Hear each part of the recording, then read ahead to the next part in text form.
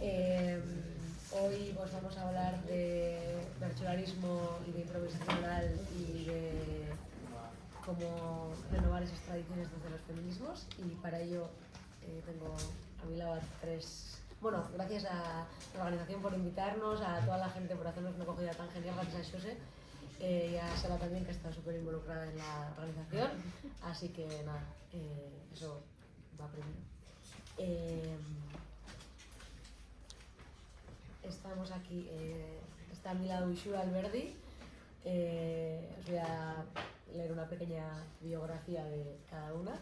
Ixura es escritora y bercholari, escribe e improvisa en euskera, es autora de novelas, libros de relatos, ensayo y literatura infantil, y varios de sus trabajos parten de ejercicios de escucha. Su ensayo contra Koiztarritik fue galardonado con el Premio Euskadi de Literatura 2020. Ese ensayo está traducido al castellano, publicado por la editorial Reykjavik, lo tradujo a Miren Iriarte y está aquí, lo puedes ver, Reverso se llama. Y los libros de las novelas de Ushua y de Miren también están traducidas al castellano, algunas de ellas, y las tenéis ahí publicadas por Consono. Miren Amuriza es filóloga de formación, actualmente compagina la docencia con la escritura y el bercholarismo. Ha sido profesora en varias berchoescolas, que luego nos explicarán qué son, y ha participado en actuaciones interdisciplinares combinando el bercho con la música y la danza. Su novela Basa se publicó en 2021 con Consoni y en 2020 en euskera. En euskera se publicó en Basa, en Merece, sí, en 2019, y en el 2021 en castellano. También ha publicado varios cuentos para niñas y niños. Y Sara Marchena, tengo su biografía de otros planos, es docente de secundaria, trabaja en la improvisación oral por medio de la Asociación Oral de Vigo, imparte talleres en centros de enseñanza, asociaciones vecinales y centros sociales, como parte de la nueva Revifa Feminista, y es colaboradora de Reggae Festa y en Reggae Festa, y productora del colectivo RQR, Rincón de Regaifa Ragú. Bueno, gracias a todas por estar aquí. Vamos a empezar con una... Bueno, primero vamos a introducir un poco la bercholariza, que creo que la conoceréis menos que la regaifa.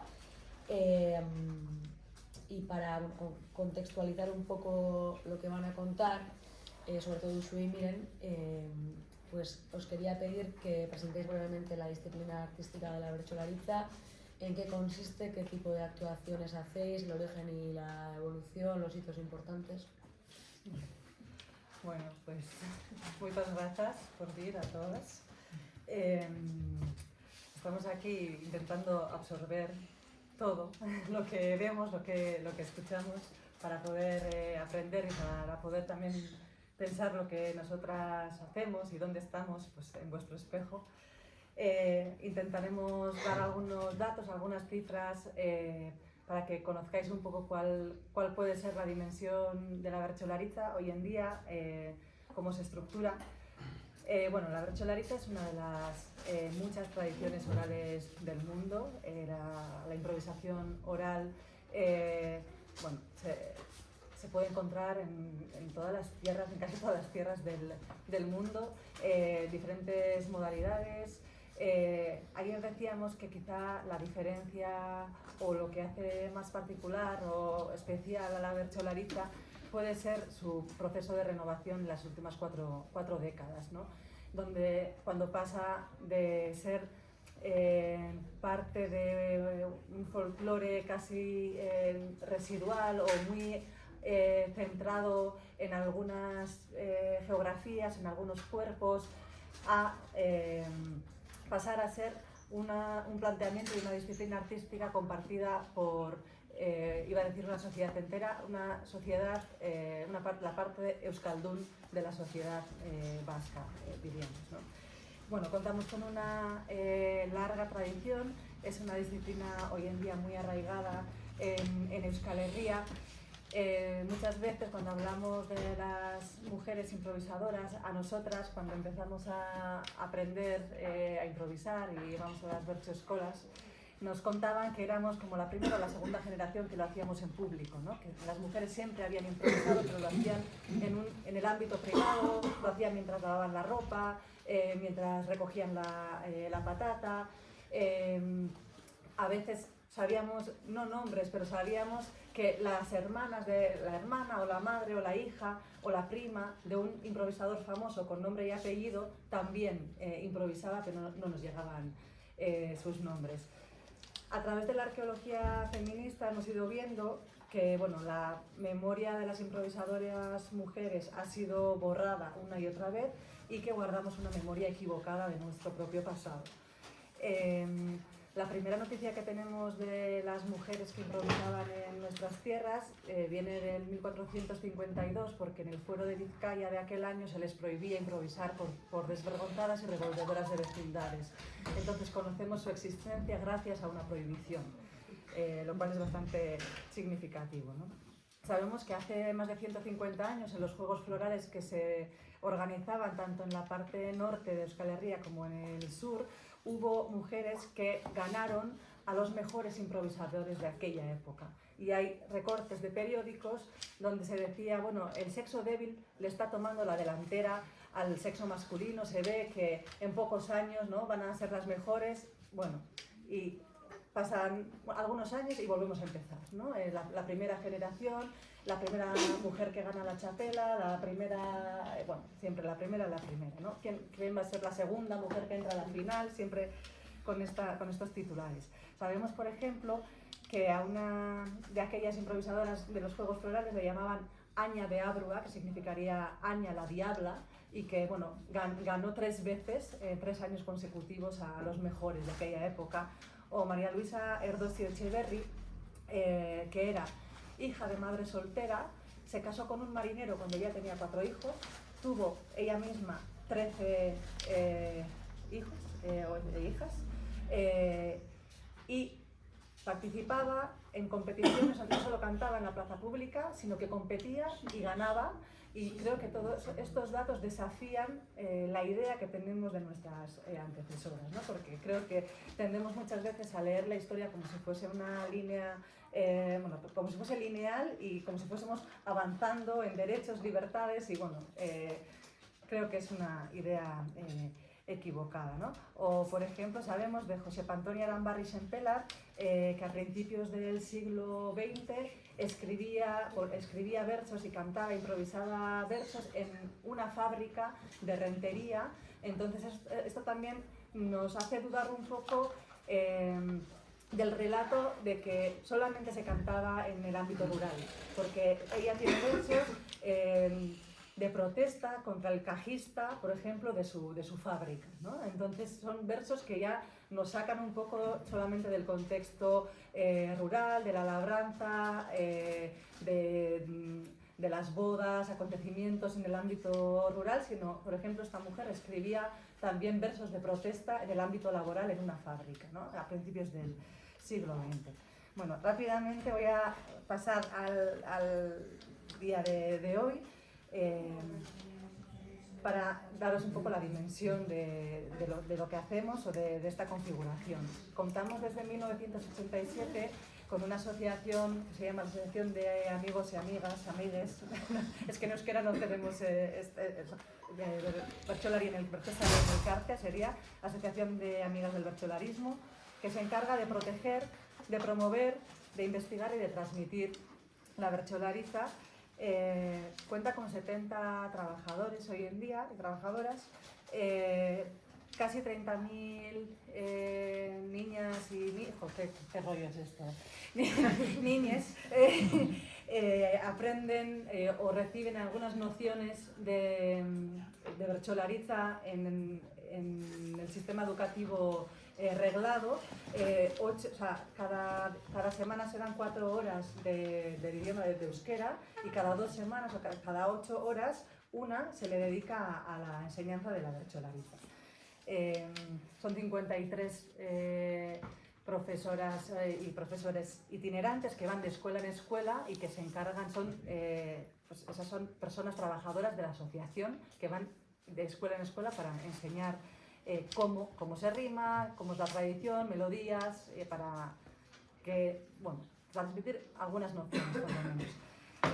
Tenemos también vertxoeskolas o escuelas de verso, que no son escuelas al uso con una persona que enseña y que puede también, o sea, hay también de esas escuelas, pero muchas de estas vertxoeskolas son grupos de gente, de personas principiantes, amateurs, profesionales, que se juntan para divertirse, para practicar, para entrenar para los campeonatos con diferentes motivos, con diferente asiduidad y, bueno, algunos en sociedades, otras en una habitación cualquiera, en una casa, en casas de amigas, bueno, se hacen...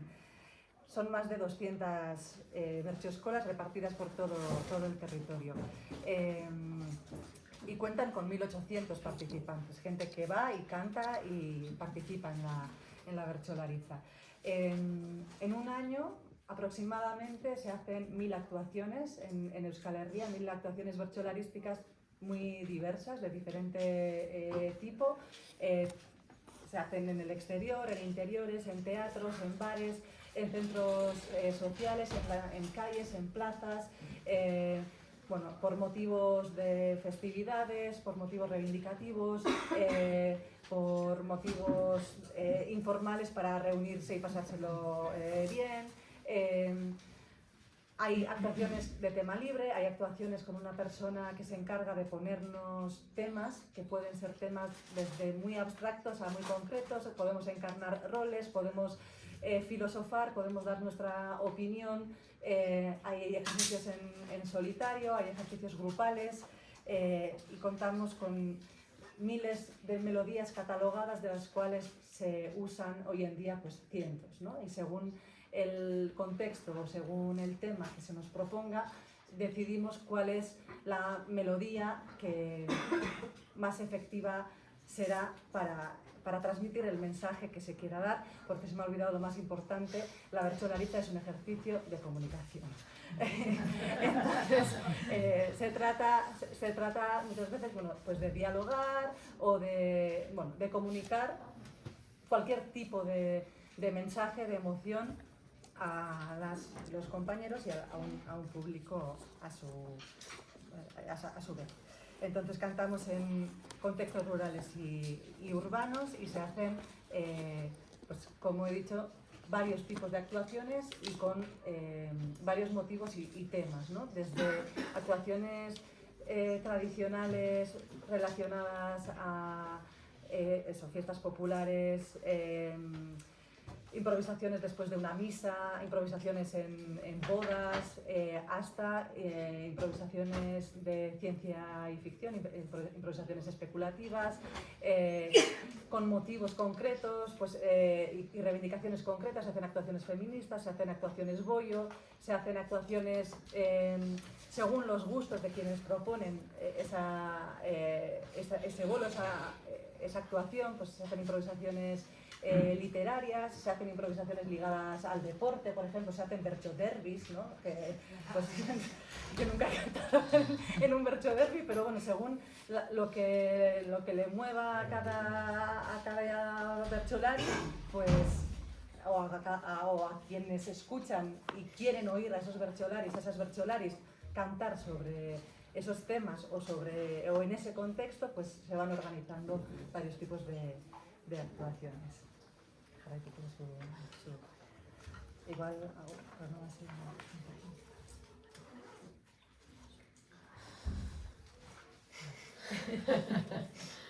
Bueno, no podría explicarlo mejor.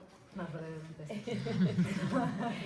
No, bueno, Uxue ha contextualizado muy bien desde dónde estamos ahora y desde dónde partimos, y quería retomar un poco el hilo de esa imagen equivocada que hemos tenido muchas veces nosotras mismas de nuestra propia genealogía.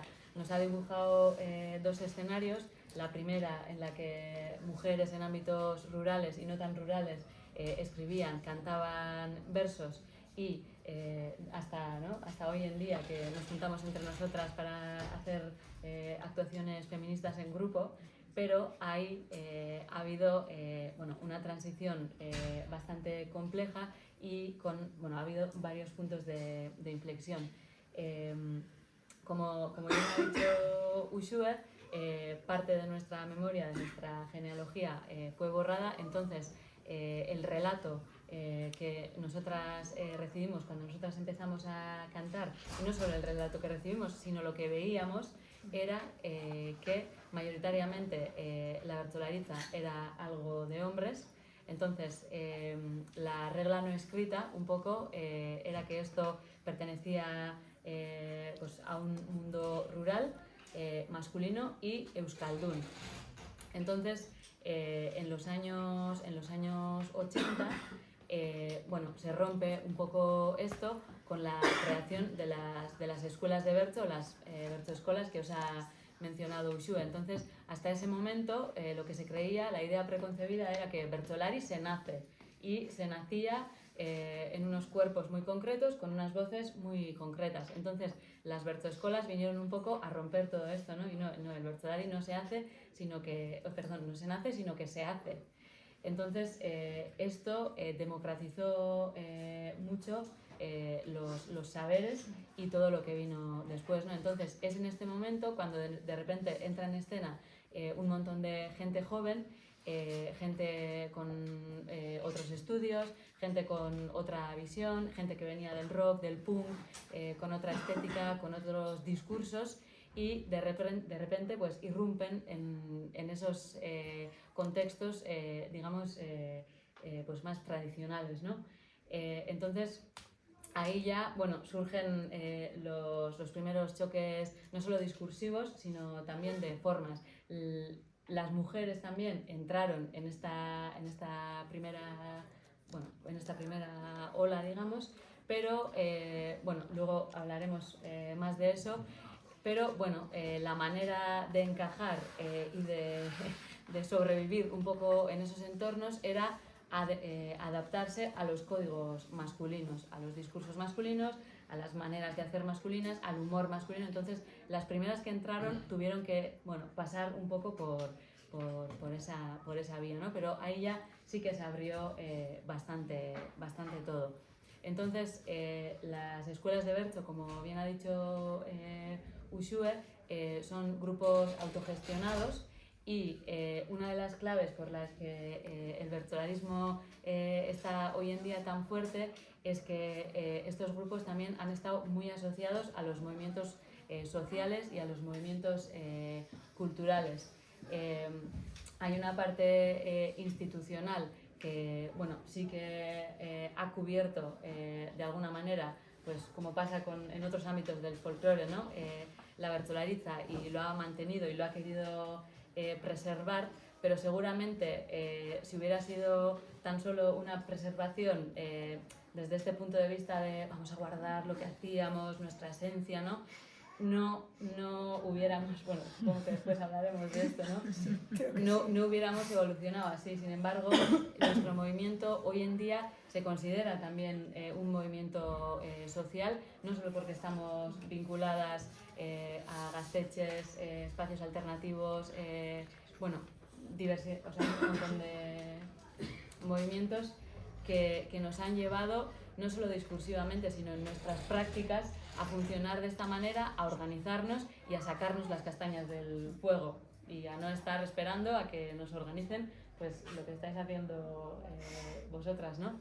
Entonces, pues ahí hemos ido un poco encajando estas piezas. Entonces, si juntamos ya toda esta masa de gente nueva que entró a las plazas, lo cual supuso que quizá otra gente, el público, ¿no?, que antes no veía atractivo esta disciplina, también se acercó más. Entonces el público también se ha ido diversificando y aumentando considerablemente, hasta convertirse casi hoy en día en un fenómeno de masas.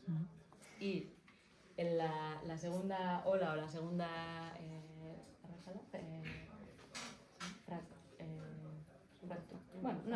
la segunda, no, vamos a... Sí, renovación, eso es. como hemos dicho, ¿no? En los 80 de repente entra gente joven, entra gente que no es de un ámbito rural, que quizá ha aprendido a hablar euskera más tarde, y con ellas las mujeres, y de repente, gracias a entre ellas Uxue, Ainhoa Grasaldegui, otras compañeras de generaciones anteriores a nosotras que empezaron un poco a pensar el bertsolarismo desde el feminismo, pues de repente entre nosotras también, luego entraremos en eso, empezamos a juntarnos, empezamos a hablar, empezamos a organizarnos, y de repente pues esto que nos ha pasado en muchísimos ámbitos, ¿no? De repente el darte cuenta de que, uno, no estoy sola, y dos, no estoy loca, y estas no son mis paranoias, ¿no?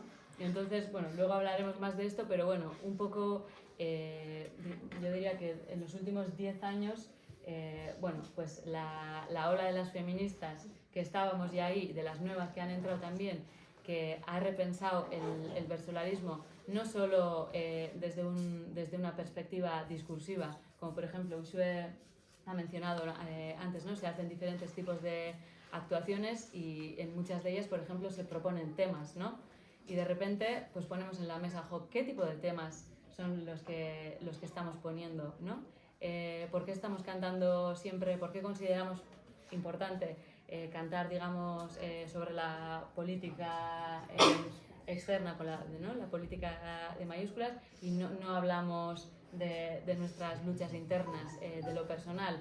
¿Por qué, por ejemplo, si hay que hablar de geopolítica, estos tipos de temas se ponen siempre a un perfil concreto de bertsolari, normalmente hombres? ¿Y por qué, aun cuando ya estos temas estén más integrados, por qué si hay que hablar de la maternidad solo nos preguntan a nosotras, aunque igual no tengamos hijos, y no les preguntan a ellos, ¿no? Entonces empezamos un poco a cuestionar todo esto a nivel discursivo y a nivel de práctica también, y hablar entre nosotras sobre qué es un espacio seguro, qué no es un espacio seguro, el humor, hablar no solo sobre lo que pasa cuando estamos encima de un tablao, sino lo que pasa antes y lo que pasa después, que esas dos cosas nos condicionan muchísimo cuando estamos ahí, y es de eso de lo que tenemos que hablar también, y es eso lo que tenemos que deconstruir, ¿no? Entonces, bueno, pues estamos un poco en ello.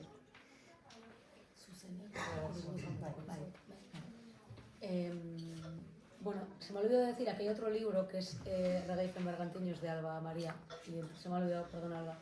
Entonces también van a estar todos a la venta afuera después, así que eso, luego os lo recuerdo otra vez, pero si acaso. Bueno, vamos a hablar ahora un poco de reverso.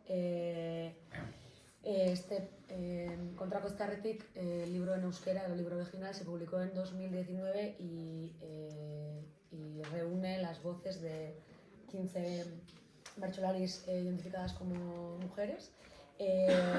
Hasta llegar a este libro sí que se hizo un recorrido, se ha hecho un recorrido de reflexión y de autocrítica y de crítica, que ya habéis empezado un poco a esbozar. Mi pregunta ahora es para las dos, para Uxue y para Miren, un poco que me contéis. Bueno, Uxue recogió los testimonios, fue ella quien redactó el libro. Miren fue una de las personas que participó como dando testimonio. Entonces, que expliquéis un poco el contexto en el que surge esto y ya tiréis un poco de ahí.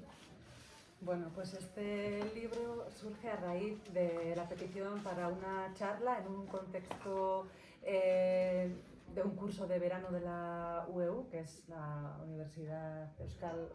De verano, Universidad de Verano. Sí, Universidad de Verano de allí.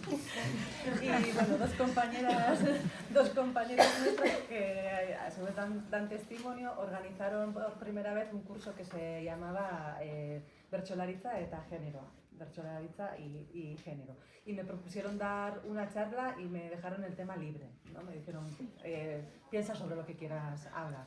Y yo en aquel momento estaba pensando bastante sobre la autoridad, sobre cómo el poder se instala en los cuerpos o se les arrebata el poder a otros cuerpos, a través de qué mecanismos, ¿no? Porque cuando leía mi propia experiencia o cuando hablaba con mis compañeras, bueno, nos dábamos cuenta que nuestro problema no era que no teníamos una técnica suficientemente refinada, o que no sabíamos de qué hablar, o que, no sé, o que nos pusieran temas y no sabíamos contestar. Nos dábamos cuenta de que nuestras incapacidades tenían bastante más que ver con la posición que ocupábamos y con no saber cómo actuar y cantar y decir desde esa posición, y no tanto con la falacia de la calidad que siempre nos meten, ¿no? Nos introducen. Es como, si eres lo suficientemente buena no vas a tener ningún problema. O sea, la cuestión es la calidad, como si fuese objetiva. Y a mí me interesaba mucho pensar sobre qué es lo que dota a un cuerpo de autoridad, o qué mecanismos le despojan esa autoridad antes de que se suba a un escenario ya. Porque el público, cuando ve a una persona cantar o hacer cualquier otra cosa en público, lo primero que hace instintivamente e incluso sin quererlo es leer ese cuerpo, leerlo en relación a la historia ¿no? de los géneros binarios, ¿no? Es decir, es hombre o mujer, y luego, según la idea que tenga de ese constructo que es mujer y hombre, va leyendo ese cuerpo y le va permitiendo o no permitiendo bueno, temas, humores, posturas, atrevimientos, emociones, ¿no? Tiene expectativas, tenemos expectativas como cuerpos individuales que vemos, pero también los cuerpos leídos en colectivo. Si en un escenario, en esta actuación, cantamos nosotras tres, también leéis nuestros cuerpos en relación los unos a los otros, ¿no? Entonces, muchas veces nos pasaba que éramos la única persona leída como mujer en el escenario, entre otros hombres, o cuando los organizadores y las organizadoras nos llamaban para improvisar en su pueblo, en su teatro, en sus fiestas. Pues por ejemplo, en una actuación de sobremesa donde la gente se quería pasar bien, ¿no? Lo quería pasar bien en unas fiestas populares, o llamaban a dos hombres o llamaban a un hombre mayor y una chica muy joven. Y todo esto es porque esperamos un tipo de relación entre esos dos cuerpos, esperamos que pasen cosas, y entonces no lo decimos, nadie dice nada, pero de repente cuando empiezas a ver los datos te das cuenta que en el ámbito festivo casi todos son hombres. Cuando va una mujer, va en calidad de acompañante. Normalmente el hombre ha asistido a ese mismo pueblo, a ese mismo acto 20 veces, y es la primera vez, la leída como chica se va sustituyendo cada año, entonces la experiencia no se acumula. El hombre conoce a los organizadores, conoce a la gente del pueblo, conoce lo que pasa, y además normalmente los hombres se sentaban alrededor de los y las improvisadoras, pero daban la información de lo que iba pasando en el pueblo, las cosas importantes que habían pasado en el territorio, al hombre. Y tú tenías que poner el oído, porque sabes que esa información va a ser necesaria para ti, para después improvisar con gracia y con sentido, pero no se te da directamente. Entonces tú estás ahí en calidad de acompañante o de invitada, ¿no? Entonces, bueno, preparé un cuestionario largo, no lo voy a leer entero, pero para que veáis cómo se pescan, digamos, luego estos testimonios que ellas dan en el ensayo. Igual lo he dicho al revés, porque te debería explicar que es un ensayo basado en testimonios, y lo que hago es, digamos, cruzar su experiencia y su testimonio con la teoría feminista de otros ámbitos, sobre todo del mundo de la literatura y del arte, pensando que lo que han pensado otras antes que nosotras sirve para pensar nuestra práctica y nuestra realidad y nuestras relaciones de poder, y también creyendo que lo que pensamos desde un sitio como la Bertsolaritza, que se lee como algo particular y muy especial, puede también servir para pensar relaciones de poder que cruzan pues el planeta, ¿no? Porque, como decíamos la otra vez, ¿no? A veces yo creo que tenemos la errónea idea de que desde los márgenes solo se pueden pensar los márgenes, que el pensamiento que se produce en los márgenes o los sitios que se leen como márgenes solo sirven para las personas que nosotras leemos como habitantes de esos márgenes, pero pensamos que desde cualquier punto del planeta y desde cualquier margen se puede pensar la universalidad. Y entonces, bueno, la vanguardia no está... no tiene por qué estar, ¿no?, en las ciudades grandes, en los idiomas grandes, también desde los idiomas minorizados, desde cuerpos y lenguas y tierras leídas como marginadas, también se puede pensar esa universalidad. Bueno, yo primero les lancé una pregunta bastante general y ahí empezaban ellas a hablar y yo me empecé a dar cuenta de que había vivencias y experiencias y sometimientos que se podrían agrupar y nombrar, y entonces el trabajo fue identificar esos métodos de opresión o de sometimiento, intentar nombrarlos, intentar leer sobre otras personas que han escrito sobre esos mecanismos de opresión, y luego ya agrupar sus voces y que las experiencias y los testimonios sirvieran de conocimiento. Entonces las preguntas que les lancé, algunas de ellas fueron, la primera, la grande, fue: ¿te afecta ser leída como mujer? Y si es así, ¿cómo te afecta a la hora de cantar berchos, de improvisar, en tu margen de movimiento como bercholari? Entonces luego había un montón de preguntas: ¿desde cuándo tienes relación con el feminismo y cómo se ha desarrollado? ¿Cómo te describirías a ti misma teniendo en cuenta la dimensión física y la emocional? ¿Identificas en tu vida alguna época de cambios relacionados con el cuerpo o con el género? ¿Cómo, cuándo y unido a qué? En tu opinión, ¿esos cambios, en caso de haberlos, te han afectado a la hora de cantar berchos, en tu identidad de bercholari? ¿En qué medida está implicada la dimensión corporal en tu labor de bercholari? ¿Esa implicación es igual en todas las actuaciones? ¿Identificas algún cambio corporal de un contexto del mundo de los berchos a otro? Desde que cantas berchos, ¿ha habido algún cambio respecto a tu físico, respecto a tu género? ¿Cómo te sientes cuando cantas berchos? Y en épocas en las que no cantas, ¿qué relación tienes con tu propia voz? ¿Qué crees que transmite tu voz? ¿Sientes tu voz igual en todos los registros? ¿En el humor, en el drama, en el pensamiento? ¿Cómo vives tu voz entre las demás voces? ¿Cómo vives los momentos antes y después de las actuaciones? ¿Cómo te sientes para...? Bueno, eran una batería de preguntas para poder ir pescando, ¿no?, esos 22 mecanismos de opresión que voy a leer y ya me callo. Entonces, yo identifiqué estos 22 mecanismos de opresión que se podrían agrupar y nombrar de otra manera, podrían ser más, podrían ser menos, pero la intención era hacer una foto, digamos, de ese monstruo heteropatriarcal que muchas veces,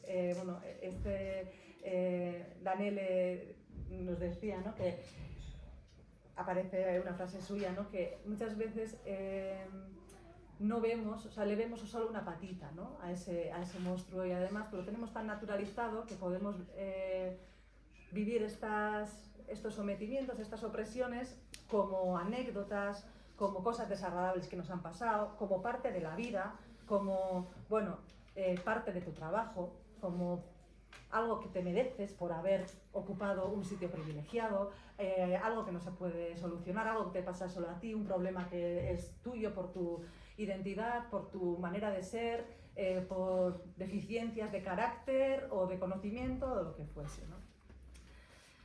Bueno, y leído todo junto, te das cuenta de que es un monstruo que nos atraviesa todos los días, en todos los sitios, en todas las relaciones, y claro que nos afecta en nuestra autopercepción, en la percepción de todos los demás cuerpos, en las relaciones que tenemos, y cuando habitamos el espacio público y cuando lo primero que se lee y se ve es ese cuerpo, antes de tu voz, antes de tus ideas, antes de tu mensaje, ya hay una voz que se lee, o sea, una voz y un cuerpo que se leen, ¿no? Entonces estos serían los mecanismos.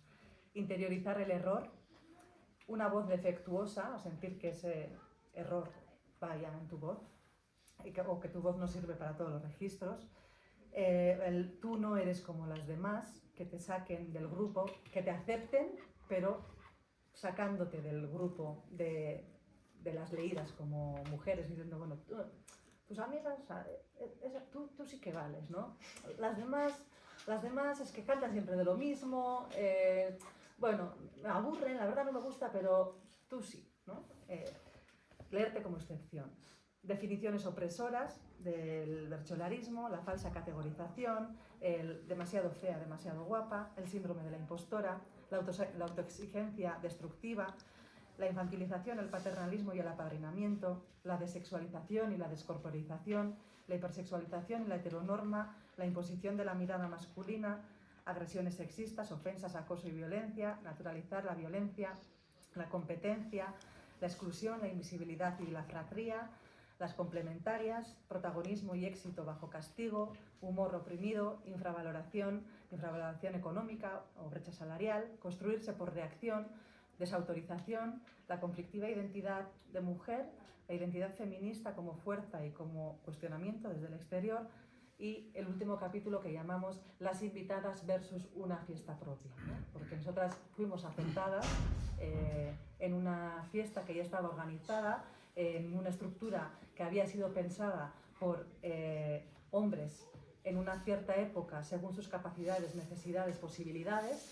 Se alegran de que nosotras y bueno, otros cuerpos queramos ser parte de esa tradición, de esa cultura, pero no se cambian las reglas del juego y está muy claro quién piensa, quién nombra lo que es la bertsolaritza, lo que es ser bertsolari, cómo tiene que comportarse una persona bertsolari, qué puede hacer y qué no puede hacer. Hay un montón de normas no escritas que imprimen o restan poder y valoración a esas personas. Entonces, bueno, nosotras hemos ido creando una fiesta propia, en ello estamos, ¿no?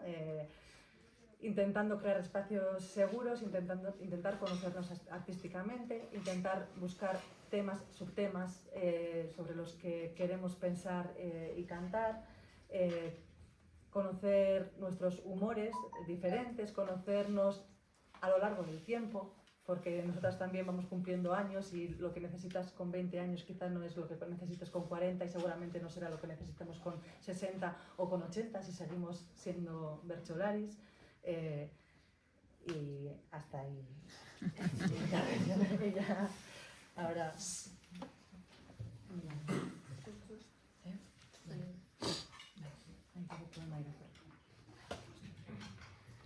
Bueno, imaginaros cómo os habéis quedado vosotras ahora, escuchándole a ella. Imaginaros lo que supuso para nosotras que Uxue nos hubiera puesto este espejo delante. Porque claro, estas preguntas que aquí el papel sostiene todo. Pero claro, nosotras llevábamos años sosteniendo esto sin saberlo. Por lo menos en mi caso. Yo os voy a contar brevemente mi experiencia con este libro y luego me gustaría traer las voces de otras compañeras y enlazarlo un poco. En mi caso, yo nací en una familia de bertsolaris. Mi abuelo y sobre todo mi padre era bertsolari. Entonces, claro, ¿esto qué supuso? Que yo desde muy pequeña naturalicé todo este mundo. Entonces, por una parte, naturalicé, por ejemplo, que gente, que bertsolaris conocidos estuvieran saliendo y entrando de casa, naturalicé que todos los fines de semana la gente participaba en estos eventos y que nosotros íbamos, naturalicé que mi padre era el que salía de casa y mi madre era la que se quedaba. Entonces, tuve una transmisión muy potente de saberes, de sentires, y no sé si se dice así, pero de haceres, muy fuerte. Entonces, una base, por una parte, una base muy sólida de lo que significa todo esto, lo que ha significado históricamente y lo que significa esto para nosotras como comunidad de euskaldunes.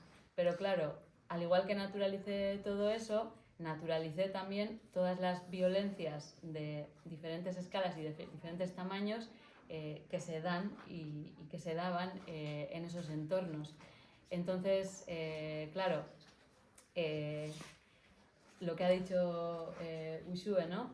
Cuando entrábamos nosotras siempre era un hombre mayor y una chica joven, y en mi caso el hombre mayor en cuestión era mi padre. Cantábamos juntos. Entonces, aquello de que se dice, ¿no? de matar al padre, en este caso tenía doble sentido, ¿no? Y doble sentido también porque no sé cómo es la Ipuebaña, ¿no? Aquello de que no puedes ¿desde aquí? ¿Deconstruir? No puedes deconstruir la casa de tu padre con las herramientas que te ha dado tu padre. Entonces, Destruir, de hecho. ¿eh? La cita es destruir. Destruir, eso es. Desmontar. No puedes destruir. Desmontar o destruir. No deconstruir, destruir. Destruir. Igual es desmontar. O sea que... Perdón. Bueno, más o menos entendéis Sí, lo que, sí, sí.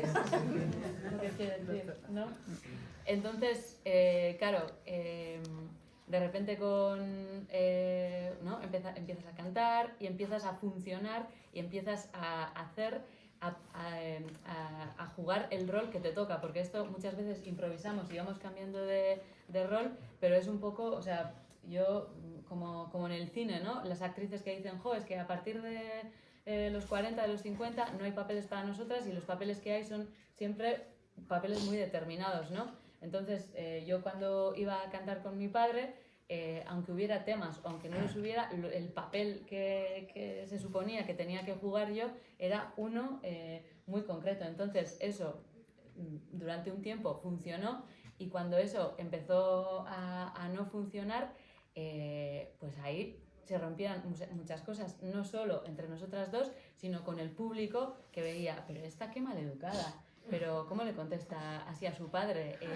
Y yo veía que, claro, porque bueno, yo canto desde muy pequeñita y desde muy pequeñita he estado acostumbrada al aplauso, y eso es adictivo. Es verdad. Entonces, claro, si tú sabes que si haces esto te van a hacer así, pues tú aprendes a hacer esto y encima te gusta. Entonces, tú sabiendo que si haciendo esto te van a aplaudir y con lo que te gusta y necesitas que te aplauden porque necesitas esa aprobación, cuesta mucho también dejar de hacer esto para hacer esto. Es que se me entiende, ¿no? Perfectamente.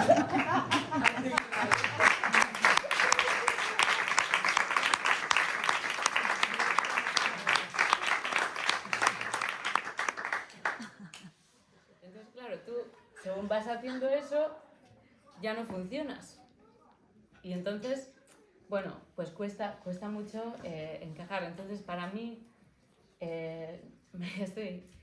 cuando de repente vino Ushue con esto, y eso, ¿no? Me puso un espejo en todo el morro y vi y empecé a ver cosas. Yo creo que no es que no las veía, porque lo veía, pero no las sabía nombrar.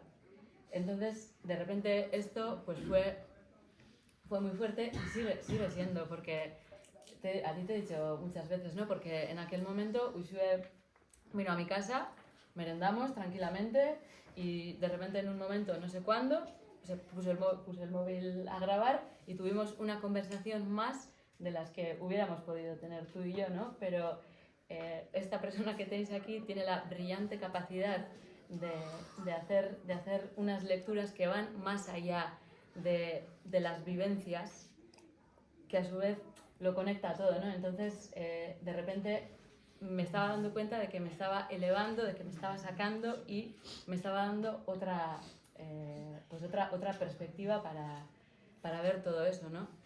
Entonces, ya no solo en cuanto a lo que se refería a mí, sino el día que en Iruña Ushue leyó en voz alta los testimonios de todas nosotras, todas las que estábamos allí, nos rompimos, no solo por lo que suponía la lectura que estaba haciendo de nosotras y nuestras circunstancias, sino escuchar los testimonios de nuestras compañeras y decir, hostia, ¿cómo no sabía yo que has estado tú pasando por eso? ¿no? Y nos pasó, y de repente fue como, ¿no? Bueno, salió todo fuera, pero eso, con un marco teórico que nos ayudaba a explicar, ¿no? Voy cerrando poco a poco, pero bueno, yo durante muchos años he estado, pues como vosotras, con los obradoiros, he estado dando talleres con niños, niñas, sobre todo con niñas. Entonces, me acuerdo un día, pues era así, en un entorno más o menos como este, en unas fiestas de un barrio de nuestro pueblo. Entonces, pues siempre, solía haber, pues siempre hay a las 11 la misa, y luego después de la misa cantábamos, y yo canté allí con mi padre no sé cuántas, 1000 veces, o sea, todos los años era como la post-misa. Perdón, Le digo a él que necesitamos más. Vale. Bueno, entonces llego yo allí con las alumnas del grupo, eran 8 o 9 niñas, estaba todo preparado, ya sabíamos más o menos lo que teníamos que hacer. Había gente mayor, hombres, mujeres, y de repente una de ellas le veo que se pone nerviosa y que no quería cantar. Y estaban así todas en fila, y cuando le tocaba a ella, pasó el micrófono a la del lado y se piró corriendo, con 12 años. Y se quedó la gente como... Y dije, hostia, ¿cuántas veces hemos querido hacer nosotras esto? Y a su vez era, hostia, algo no estamos haciendo bien si después de tantos años, o sea, yo la he traído, ¿no? O sea, la he traído aquí y sigue pasando esto. Entonces, bueno, yo creo que este libro, bueno, tú nos hablas ahora, Sara, pero ha sido indispensable también para las generaciones que vienen por detrás, aunque ellas ya vengan más formadas, vengan mucho más curtidas en muchos sentidos. Yo creo que sí, la diferencia es que a ellas también les sigue pasando todo lo que nos pasó a nosotras. La diferencia es que con este libro ya lo van a entender. A nosotras nos pasaba y no lo entendíamos, y ahora por lo menos tienen esto para poder seguir hacia adelante. Y me he enrollado. Hemos empezado un poco tarde además, entonces, pero bueno, sí que no queremos terminar sin hablar un poco también de Regeifa y del trabajo que estáis haciendo aquí. Y bueno, te queríamos proponer que comentaras un poco cuál había sido vuestra perspectiva cuando habíais leído el libro, y bueno, qué lectura hacéis un poco de todo lo que se reúne. Gracias. Vale, pois eu vou rapidísimo. Eu acabei reverso, puxeno tal cual está así en riba da mesa, collín o teléfono, chamei a Alba e dixenlle, non sei que estás facendo, pero vamos facer cosas. O sea, da igual, imos facer cousas, porque ao final, creo que elas tamén o dixeron, foi atoparse con que a outra xente noutro sitio, noutra lingua, nun contexto que admirábamos no sentido de que ben fixeron a recuperación de tal, que tamén lles pasaba, o sea, que tamén lles estaban dicindo, no, es que non sois tan buenas, por eso hacéis la regueifa feminista, para montaros vuestro chiringuito. O sea, de feito, atopei a frase que me fixo o clic de dicir, hola, que de Anne Lavaca, dice, es como si quisiera llenar a través del discurso feminista las carencias como Versolari. O sea, nos, como regueifeiras, como improvisadoras, tiñamos carencias, non éramos o suficientemente boas. Non falo de Alba en concreto, porque Alba ten que ser 4 veces mellor que todos os regueifeiros para poder estar aí. E é 4 veces mellor que todos os regueifeiros.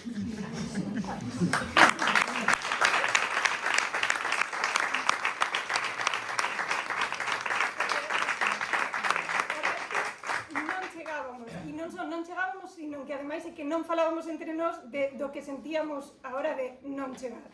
Entón, o rematar reverso foi como, se elas o fixeron, por que non o imos poder facer nós, por que non nos imos poder sentar a falar, e por que non imos poder facer outra cousa, se realmente si podemos facelo e si valemos para facelo.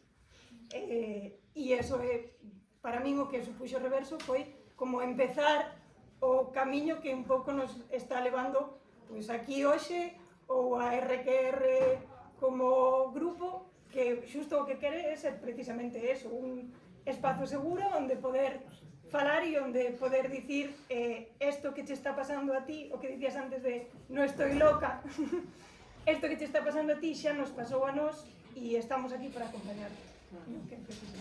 E iso foi o que supuxo Reverso para sentarnos a falar e empezar a camiñar cara onde estemos camiñando, que non sabemos onde é, pero estamos camiñando, que é o que nos importa.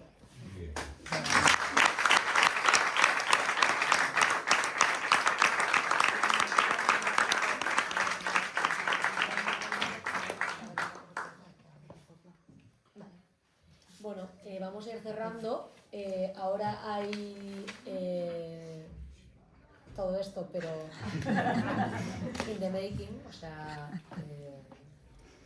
hecho hace, o sea, lo vamos a hacer, básicamente. Pero bueno, para terminar, Uxue va a leer un poema y luego hemos traído, bueno, van a cantar unas coplas tradicionales de Vizcaya, que no sabemos exactamente cómo, pero las van a cantar y vamos a dar como una pequeña traducción. No, o sea, lo hemos como comentado, pensamos que sí. Y con eso ya cerramos. Gracias otra vez por la atención y nos seguimos viendo por aquí.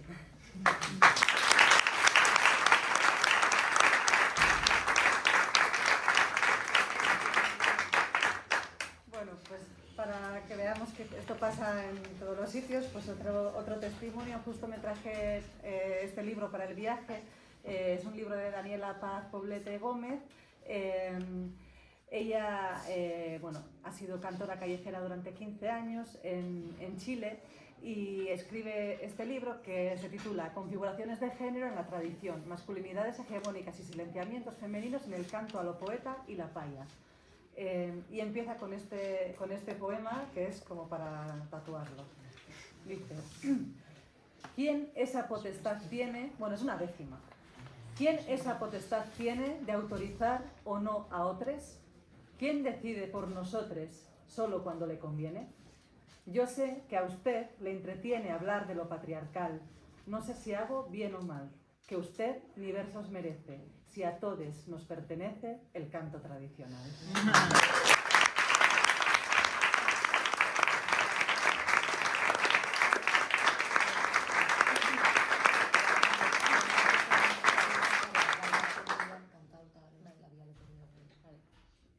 Bueno, y ahora, como a todas nos pertenece el canto tradicional, os hemos traído unas coplas tradicionales de la zona de Vizcaya.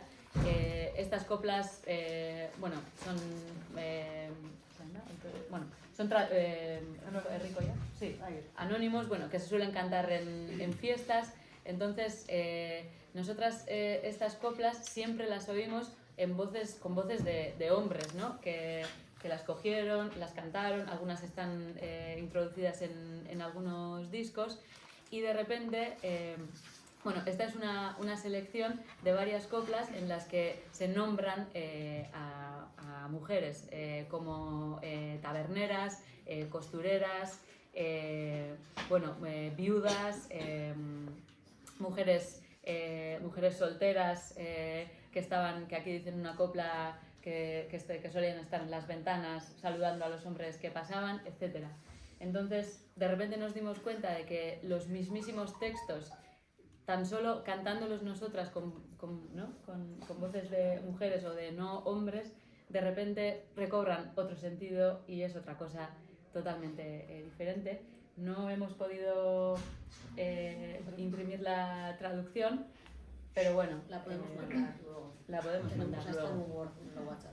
Sí, que Por si queréis escoger algunas y las traducimos sobre la marcha. O sea, está en castellano Está aquí, sí, claro, eso es. por eso.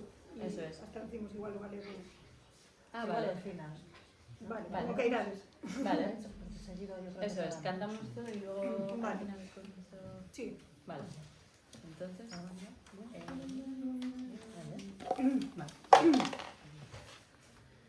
Dingilindango marine, dingilindango marine, beti horrela bagine, beti horrela izateko, burua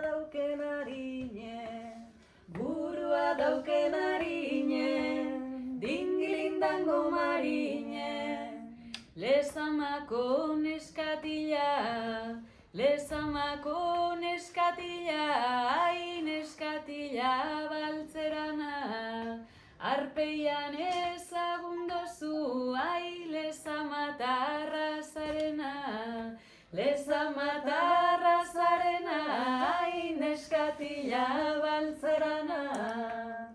Baltzana zela dineure, baltzana zela dineure, ai niri ez duztardure, ardaua baltzada baie, ai danak eraten daure, ai danak eraten daure, baltzana zela dineure.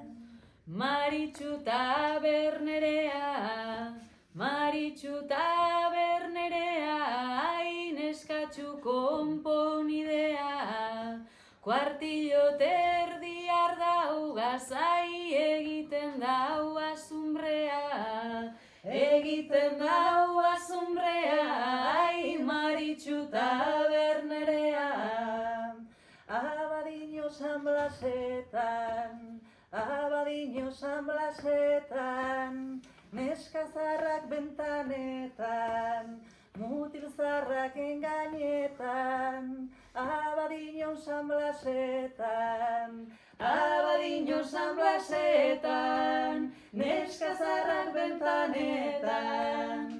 Mari Carmen joskilea, Mari Carmen joskilea, ai etxoneko alabea, egun baten josten dituz, ai prakaketar kondarea, prakaketar kondarea, ai Mari Carmen joskilea. Marihuana lutu dune, marihuana lutu dune, krabelin zuri dune, krabelin zuri baino, obazen duke lagune, obazen duke lagune, marihuana lutu dune. Abadiñoko Carmentxu, Abadiñoko Carmentxu, ai neska polite zarazu, neska polite zarela, ai urrindik agiri dozu, urrindik agiri dozu, ai Abadiñoko Carmentxu.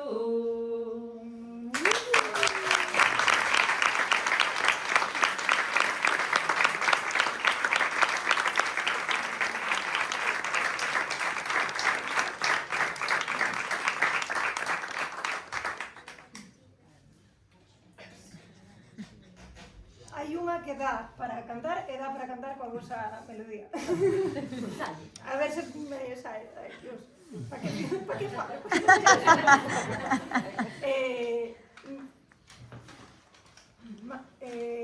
Marihuana vai de luto, Marihuana vai de luto, con un branco carabel. Quitas as roupas, Juana, mellor te arrimas a alguén, mellor te arrimas a alguén, Marihuana vai de luto.